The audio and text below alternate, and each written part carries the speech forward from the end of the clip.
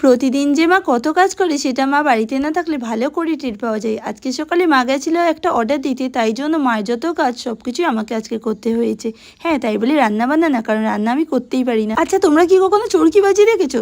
যদি না দেখে থাকো তাহলে এটাকে দেখে নাও। আমি জানি না কেন বাবুকে স্নান করাতে গেলে বাবু এতগুলো রাউন্ড দেয় যে মেরিগো রাউন্ড ওর কাছে হার মেনে যাবে। তো বাবুকে স্নান করানোর পর ওর বড় খাঁচাটাকে মুছে নিলাম, তারপর ওকে ছোট খাঁচা থেকে বড় খাঁচাতে ট্রান্সফার করে দিলাম। আর দেখো কত ইজিলিও ছোট খাঁচা থেকে বড় খাঁচায় চলে গেল। আর যাওয়ার পর আবার সেই ডান্স শুরু করে দিল। যাক, ও ডান্স করতে থাকুক, তার মধ্যে আমি কতগুলো বোতল ভরে নিব। বোতল ভরতে ভরতে আমি একটু জলও খেয়ে নিলাম, কারণ কাজ করতে করতে আমি প্রচন্ড হাঁপিয়ে গেছি। তারপর ঘরটাকে মুছে নিলাম, ব্যাস সব কাজ হয়ে গেল। এবার আমি চলে গেলাম স্নান করতে। স্নান করতে আমার কিন্তু মোটামুটি ভালোই সময় লাগে।